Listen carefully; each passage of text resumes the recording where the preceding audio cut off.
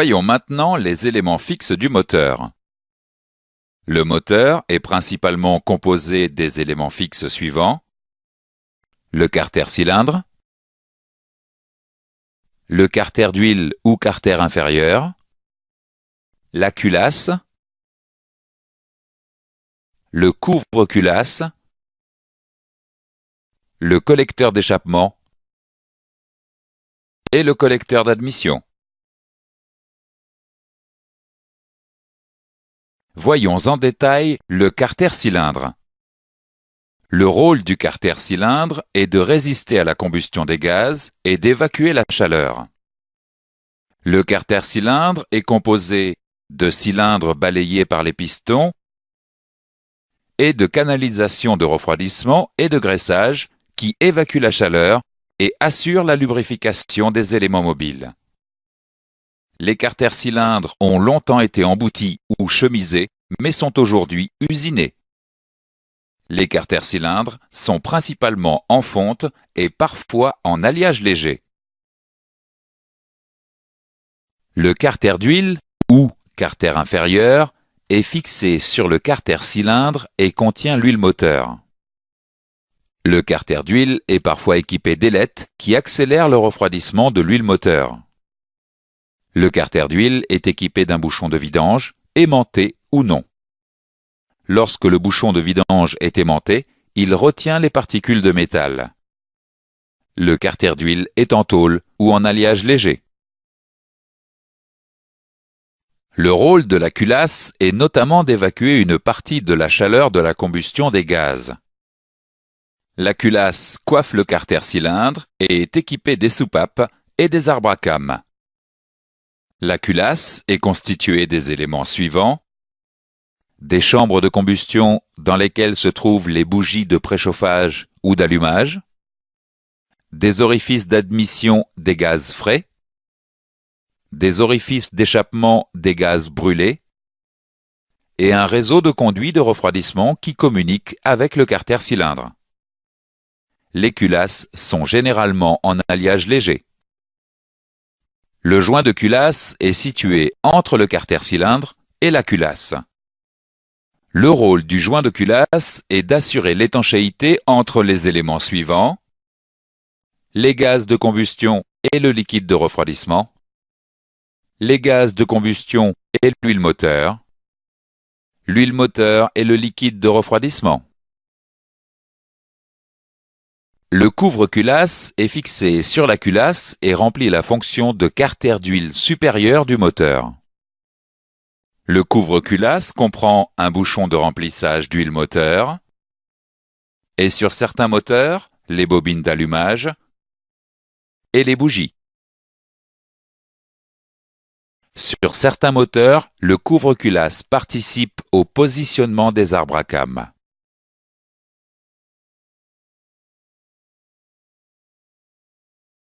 Les éléments mobiles du moteur sont les suivants: les pistons et leurs segments, les bielles et leurs coussinets, le vilebrequin, les arbres à cames, les soupapes, la distribution et le décaleur de distribution, et sur certains moteurs, les arbres d'équilibrage. Le rôle du piston est de comprimer les gaz par des mouvements de translation à l'intérieur du cylindre.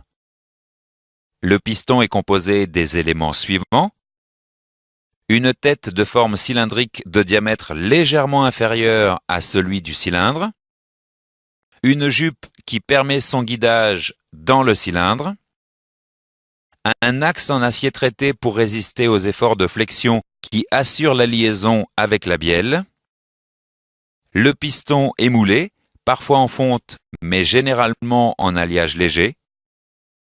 Pour améliorer le rendement du moteur, les pistons peuvent disposer de plusieurs configurations.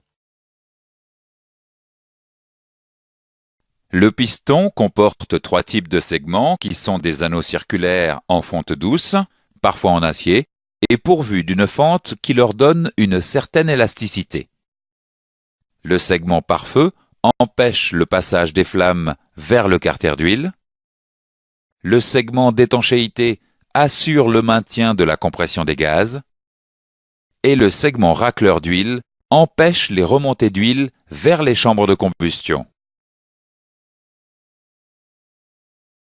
La bielle transmet l'effort de poussée du piston au vilebrequin. La bielle transforme le mouvement de translation du piston en mouvement circulaire continu du vilebrequin. La bielle, en acier forgé à très haute résistance, est composée des éléments suivants. Un pied de bielle articulé au piston par l'intermédiaire de l'axe du piston, et une tête de bielle qui tourne autour du vilebrequin est constituée d'un chapeau de bielle démontable. Les deux parties démontables de la tête de bielle sont équipées de coussinets en acier anti-friction qui offrent une meilleure résistance à l'usure. Le vilebrequin transmet l'énergie mécanique à la distribution et à la transmission. Le vilebrequin est un arbre en fonte ou en acier forgé, guidé en rotation dans les paliers fixés sur la partie inférieure du carter cylindre.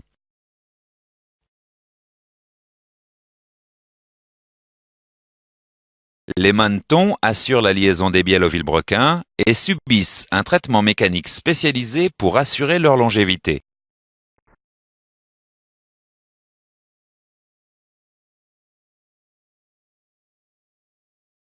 Les tourillons assurent le guidage en rotation. L'axe des tourillons constitue la ligne d'arbre du vilebrequin. Les tourillons subissent également un traitement mécanique.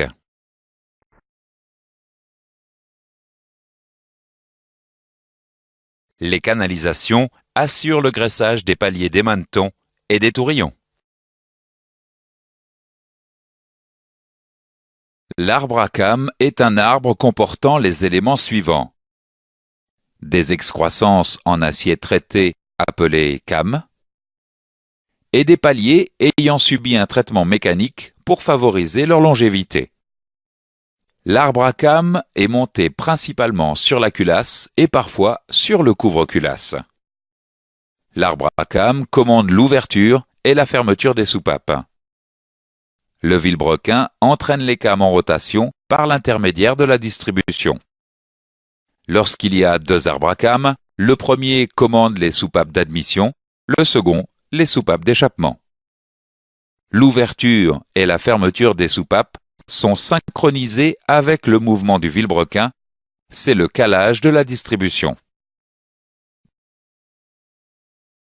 Un numéro d'identification est gravé sur l'arbre à cames.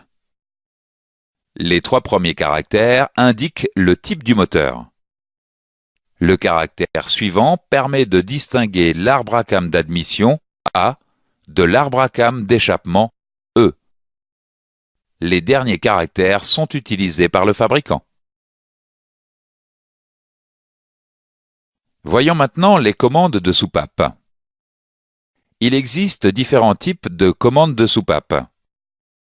À culbuteur simple à patins, à culbuteur simple ou double à rouleau, à poussoir muni de cale et à poussoir monobloc. Les soupapes sont situées sur la culasse et ouvrent et ferment le conduit d'admission ou le conduit d'échappement.